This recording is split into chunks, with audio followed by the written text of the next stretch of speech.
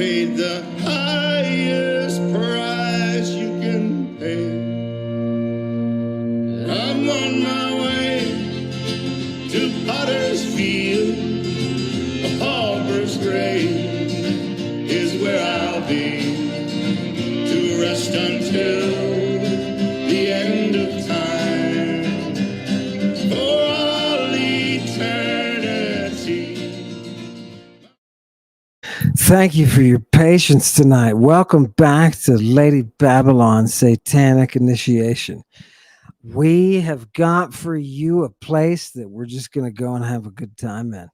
We're going to find this spot. We're going to mellow out. We're going to enter that antiquity. And we're going to do that through this hypnotic song. I love it. Tonight, you're in for a real treat on Lady Babylon.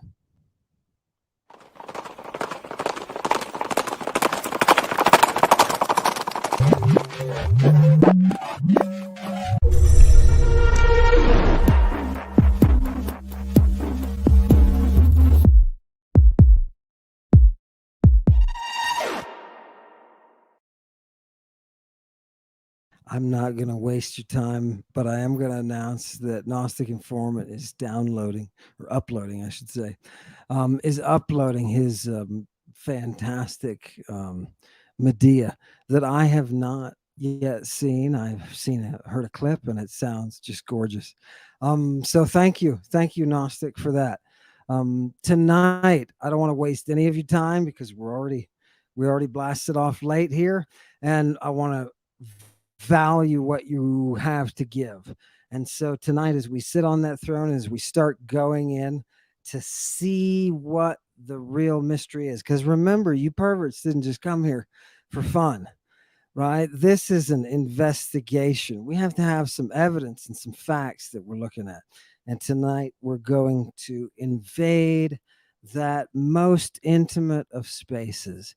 We're going to enter into that sacred space of Aphrodite. And we've, as usual, Chewy has put together a mesmerizing video to plant within you the correct images now that you are seated on the throne. Now that you are seated on the throne. Chewy, hit it.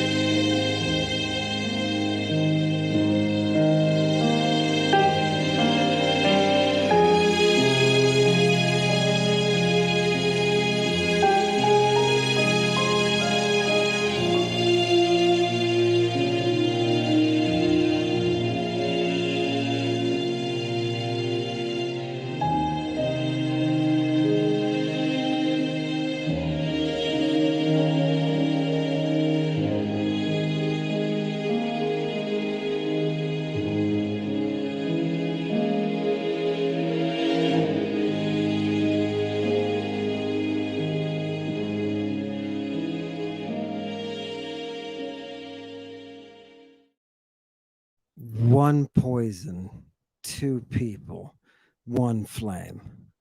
One poison, two people, one flame. This is the recipe for all of ancient magic. The Orphics realized that Eros is that central flame of the cosmos. And by the cosmos, I don't mean the universe. I mean the organization of the invisible around you. That organization, which you and I call nature, she is that beauty. She is that beauty. Fantastic. Fantastic. I want to start out tonight, and I want to just go witness some beauty, and I'm going to give you some text that, you know, we're dragging in another one of these drugged out, just strung out, visionary prophets from the Bible. And so tonight's we've got is Nahum. Nahum. And you say, who's Nahum? I'm going to introduce you to Nahum. You haven't met him. Guarantee, even if you're sitting in a seminary right now, you haven't met Nahum. Yeah, fantastic. Who is this Nahum? He's another dirty prophet having visions. Let's see some of that dirtiness come through, some of that delugma, some of that pollution. Let's see that come through. Chewy, hit us with that first star chart. Yeah, fantastic. I just want to give you this. Look. This is our invocation. Are you ready? Verse 8 here. This is gorgeous. Etoi masai merida, armosai horden, etoi masai merida, amon. He katoi kusa in potamois, hudor kukloi autes. Heis he arche thalasa kai hudor tatehe autes. Isn't that gorgeous? You'll find that gem in that stoned prophet, because as they told you, the drug's purpose is to bring out that creativity. It is to bring it out. And what is he telling you there? He's saying, bring me, prepare a portion, prepare the sacrifice, strike the chords. Amen. I am. She is the one whose power is in the waves. She is the one who is mistress of the sea. She is the one whose towers are water. Yeah.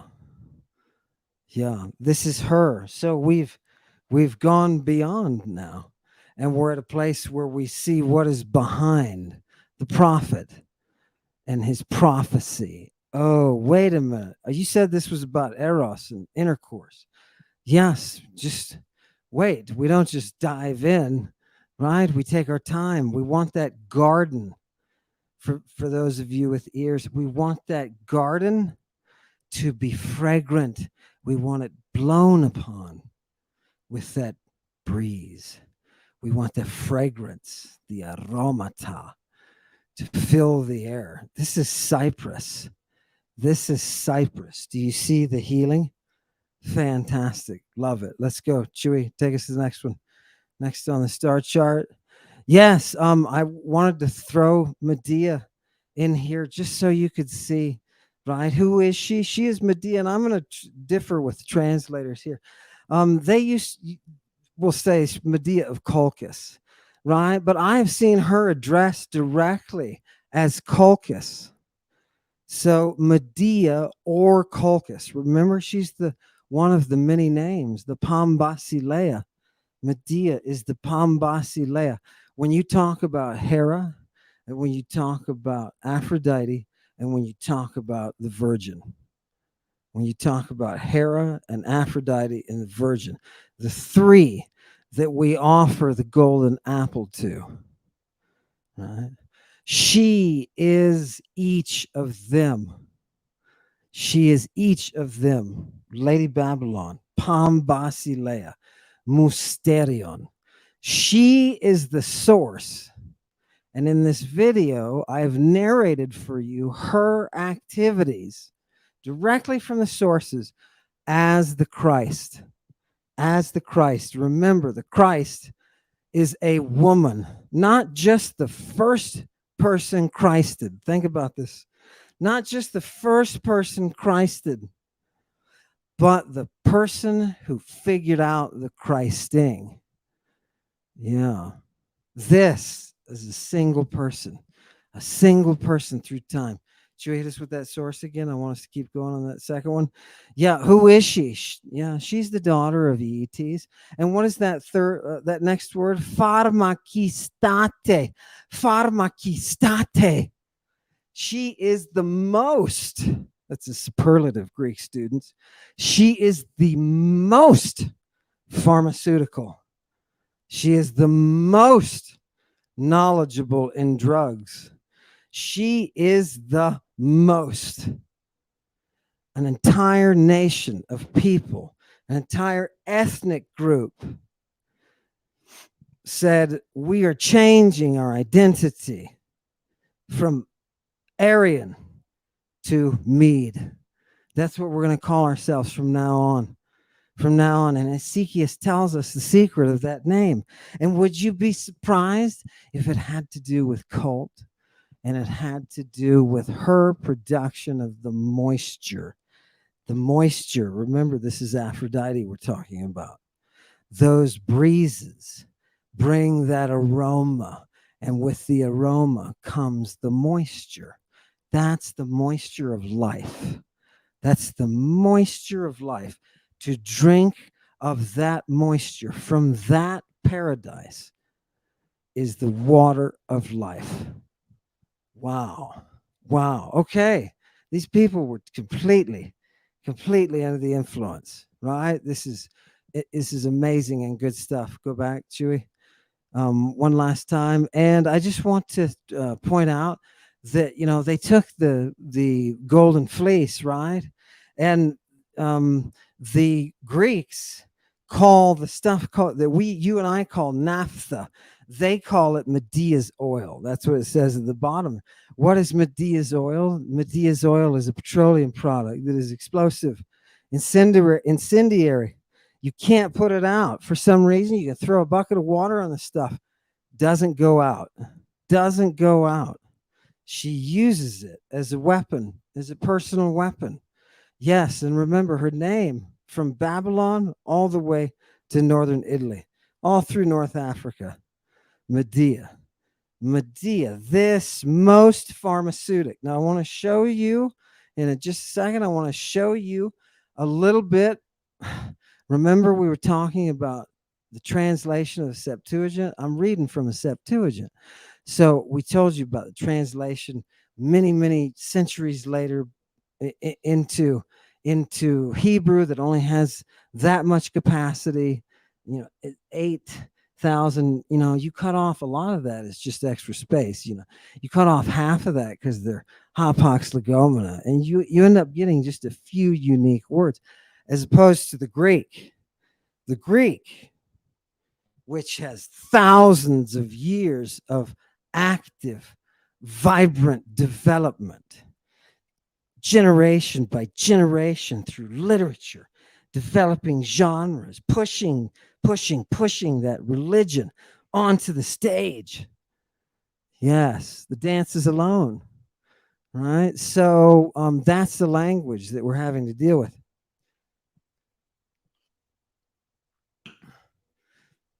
Let's bring up the next text. I promised people, Pindar here, I want you to notice something. Tell me, Pindar, can you take me to Jehovah's back room where he has his arguments with what's her name, his wife? Can you take me there and show me, Pindar? Pindar, show me. What are you saying, Pindar? Potnia, oxotaton beleon. She who is the queen of the sharpest arrows. She who brought that poikilan yuga, that bird that was tied to that wheel, she brought it from Olympus. And she joined it to that wheel, this monadic bird. This is Kypragonea. This is Cyprus. This is her. She who taught the prayers and the wisdom and the epodes to the son of Eson. That's Jason. She's the one who taught him that, in order that he might abduct, in order that he might take Medea, right? He's going to rob her of her shame before her parents. And he's going to take her off, and he's going to what? He's going to see that she is linked in madness with these whips of passion, Medea is the product of Hera, Aphrodite, and Athena plotting. Yes, she is. Think about this. The universe is the result of this interaction, these forces interacting. It's gorgeous. You can't, and this is in the, you mean this, that kind of stuff is in the text? Yes, it is. Go back, go to the next text, please. I just want you to see the naphtha here, right? And they give us, okay, blah, blah, blah. It has a nominative, I mean, it has a masculine, a feminine, and a neuter form, right? But again, he mentions that the Medes call, right? They call it naphtha, this explosive stuff. Just wait for it. We need the naphtha there. How is this woman involved with sex, drugs, and explosives? What does this have to do with sex in the Bible and Jehovah yelling at his wife once again? Bring us that conversation. Do we get that one right up next? Should we go? Hit that one. No, we don't need that. Hit the next one. Yeah, here we go. What happens to people according to the prophet? You're back in the prophet's shoes. Nahum is his name. And you'll be surprised to find him. You'll be surprised to find him in places that are magical as opposed to just your biblical stuff. Right. Where did I go wrong? Look at the top. Where did we go wrong, guys? Kai asthenesusi. They became weak. Right? They become weak. Why are these people weak? Who are we talking about? These people who live in Nineveh. What's going on? Yeah, you become weak in your body. Why? Because you have plethus porneos. Turn us off. Do you have plethos porneos? Do you have too much porneia? Yeah.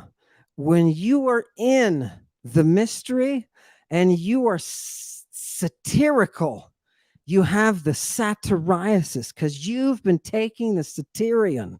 And for the last 24 hours, you have had an erection in ritu that is being used in the ritual. Your body is being used.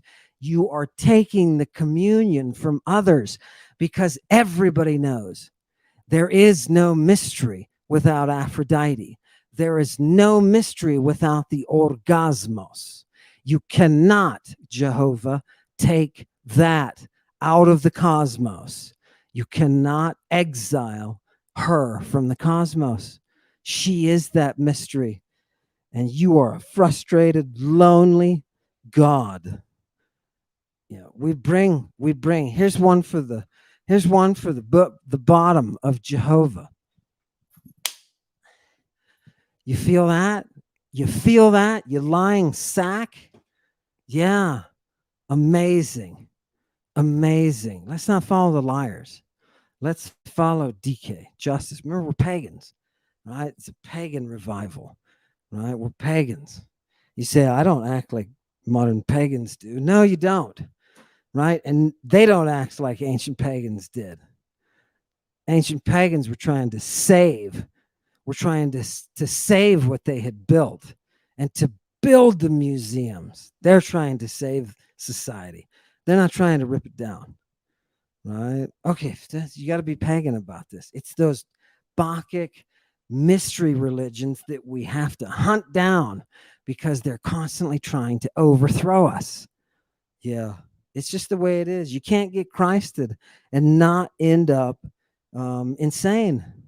You cannot get Christed and not end up insane. This is Nahum, the prophet. Give us the next text, Chewy. This is got to get lighter, right? If we're going to enter into, yeah. This is the portion of Ammon. I just wanted you to see this.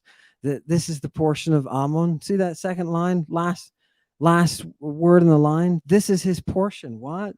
She who inhabits those rivers. Yeah, gorgeous. And whoops, no, that's not the one I wanted. I wanted you guys to see. Look, tonight, technically, I've been talking a lot about languages, and I've been saying something that is completely going to be questioned. Nobody's going to want to accept this. 10 years ago, I stepped forward and said, Those people were all on drugs. And people said, no way. And the very people who said no way are now writing books about drugs, right? Shame on you people. Well, let me tell you the next thing, the next step that we've got. The next step we've got to overcome is the question of the source. The question of the source. These are Greek sources. Look on the left here. Or is that my, this way? Look at that. Do you see how many? That's 50 words that are part of the family of one root. One root. Look at all these brothers and sisters. One root. That is the root pharmak, right? The root for the drug. How many ways do we have of saying drug in Greek? You can have drug users, you can have drug dealers, you can have adulterated drugs, you can have pure drugs, you can have expensive drugs and cheap drugs. You can have drugs for medicine, you can have drugs for your brain to make, they didn't say for your brain, they said for your mind. You can have those kind of drugs. You want to get over your melancholy? You can have drugs to regulate menstruation. Yeah, the blood is on your hands, says Naum. The blood is on your hands, pagans. Yes, it is. Yes, it is. Naum. It is. Good. Fantastic. Let's go to the next source. We're getting hot. We're getting hot. Yeah. I just want you to see, what do we do? I'm putting this up now. What do we do with the 50? With the 50 different words that we have there? How about Hebrew? How about Hebrew?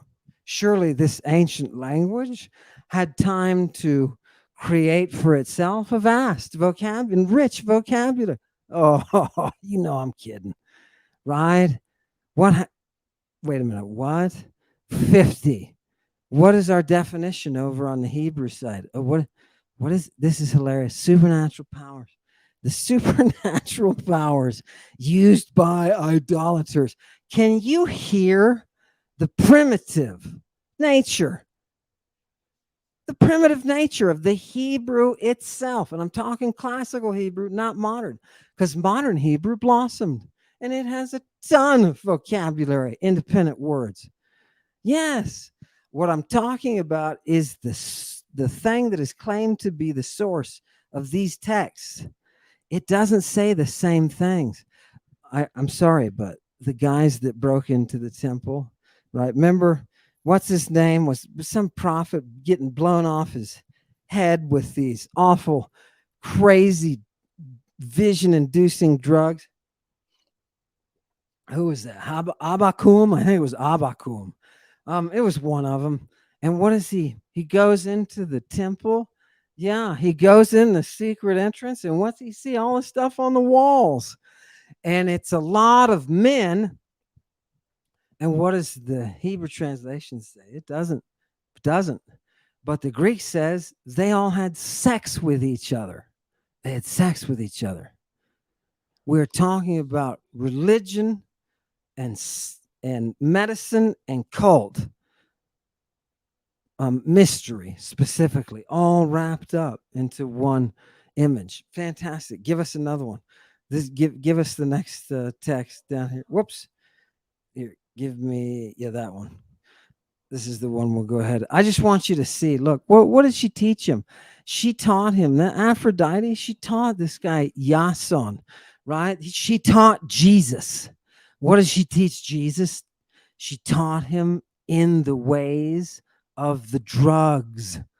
Of the drugs. This dude had to get Christed. Right? Look at, he had to get Christed by Medea. And on the second to last line, you see the second word, Christai. There it is again. People, take it down. People, I have showed you Christ over and over and over and over again in the classical extra biblical sources. This is him. This is enough for a case. When we go back to that Garden of Gethsemane, and I don't know how many minutes in we are, somebody click the stopwatch, but I want you to, oh, there it is, 25. 25, Jesus was arrested in a public park with a naked boy. Jesus was arrested in a public park with a naked boy.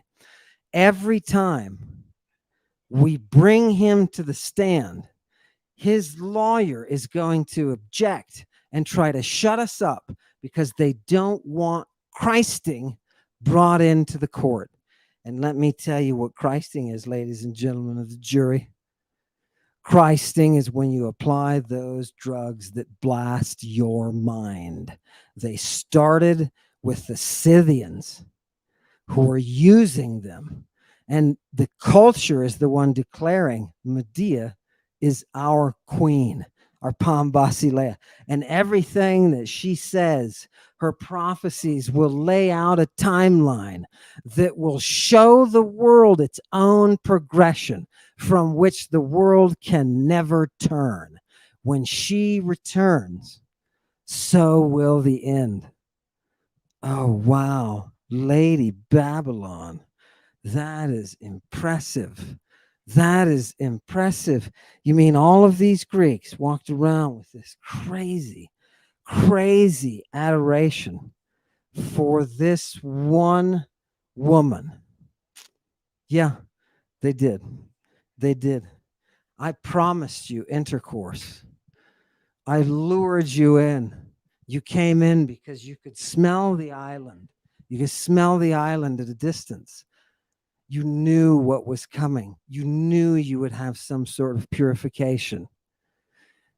This is the groundwork for the texts that have been misrepresented and sold to you as a fake history, as a false reality.